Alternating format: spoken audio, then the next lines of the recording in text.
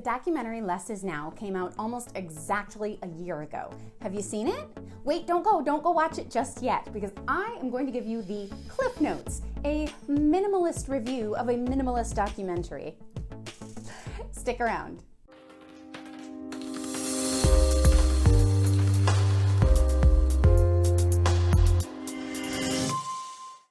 Joshua and Ryan also have a book that came out recently, and they're on tour. I'm even thinking about going, to a theater with other humans. So here's my minimized version of the documentary, Less Is Now.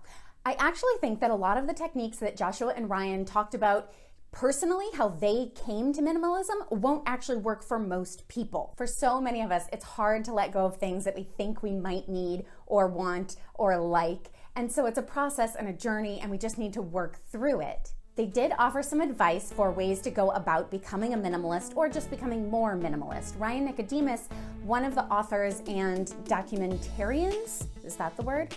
Talks about how he actually hosted what he called a packing party, and he had friends over and they literally packed up everything he owned as if he were moving, only he wasn't. And then what he did was, over the next month, he just took out things that he actually really wanted to use and then got rid of everything else.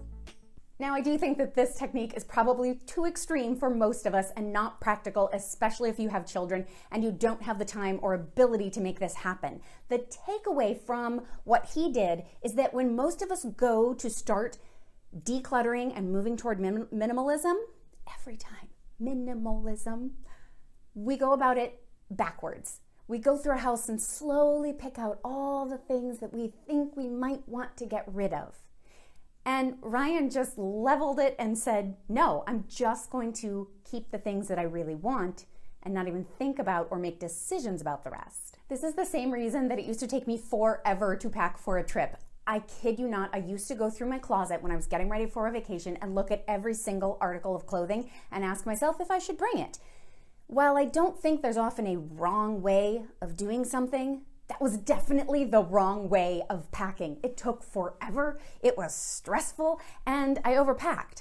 Now I just have a short list, I grab just those things, throw them in a bag, and I'm ready to go. When you're thinking about minimalism, it might help to ask yourself not, what could I get rid of, but what do I really want to keep? It might sound the same to you at first, but it's a mindset shift, so that when you're looking at your wardrobe, you're not thinking, what clothes can I get rid of, but what clothes do I love wearing? When it comes to dishes, it might be, instead of saying which dishes are chipped or worn out, but rather, how many dishes do we actually use regularly?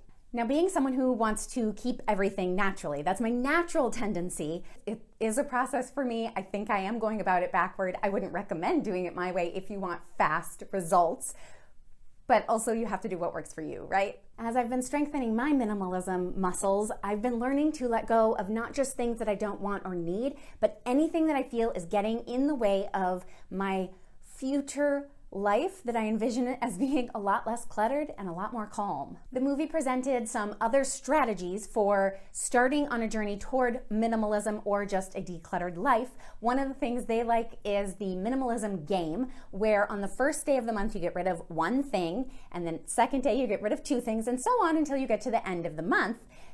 I did the math for you. If you do this for a 30-day month, you will get rid of 465 items, which is a really good start. But the whole idea is that it just kind of gets you going. It gives you a really good jump start toward decluttering. In the documentary, they also talked about stemming your impulse purchases by waiting for 30 hours to buy anything that you think you might want if it costs more than $30. And if it costs more than $100, they want you to wait for 30 days.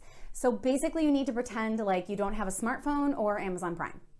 Then, besides limiting new items coming in, they recommend that every time a new item comes in, you have a 1 in, 1 out rule. I've talked about this before. So if you get a new shirt, you get rid of a shirt. So that once you have gotten down to a good number of items, you never end up accumulating more like you used to. So this will help you maintain your decluttered lifestyle once you've pared it down to where you're comfortable. All right, scene change of clothes. It's a different day because goodness knows I can't get much work done in any one day with 2 kids, a dog, a husband, and a house.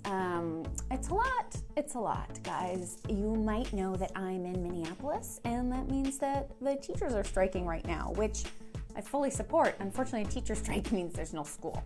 All right, the conclusion of this video is that beyond the basic tips that Josh and Ryan shared in this documentary that can help you become a minimalist or even just help you declutter and live with less stuff, they also did a really good job of showing the story of what their life was like before minimalism and now. One of the things I love most is the way they talk about how minimalism is about just stripping away everything that is unnecessary in your life to reveal sort of the things that are important and that are worth your time, money, and energy. And they talk about digital clutter, schedule and calendar clutter, all of these things that as a minimalist with the minimalist mindset, you start to see that you've filled your life in many arenas so that it's so full that you can't enjoy it or live it intentionally. They talk about the freedom that minimalism gives you. Listening to them helped me realize that at some point it feels like my possessions stopped being a tool to help me and just became a burden. I love that they talk about how all of these things that we've accumulated in life that were supposed to solve our problems and fix our life are actually in the end creating more problems for us. They talk about how ridding their lives of clutter and of most of their possessions forced them to look inward to find peace instead of pacifying their discomfort with the creature comforts they'd surrounded themselves with. Another thing I love about them is they talk about how getting rid of stuff isn't the goal. We're not getting rid of stuff just to get rid of stuff, and the goal isn't to have a certain number of items. It isn't to be a minimalist for the sake of not owning stuff. It's to strip away all of those things that were getting in the way of us living the life that we want to live. They're very clear that becoming minimalist will not solve all of your problems, but it will allow you to refocus, to prioritize, and to have more of yourself to give to others because you simply have less going on and less you have to deal with in your own life. Becoming minimalist creates space literally first, but then it also creates space figuratively because you have this minimalist mindset where you're decluttering excess in your life, excess from your schedule, excess from your to-do list. So once you've decluttered the clutter, the commitments, even the relationships that were not serving you, you're left with a more meaningful life. So I'd agree, less is now. So whether you're on a journey toward minimalism or you just want your stuff to take up less space in your home and less of your time managing it, go ahead and hit like and subscribe below, and I'll see you back here later. You've got this, guys.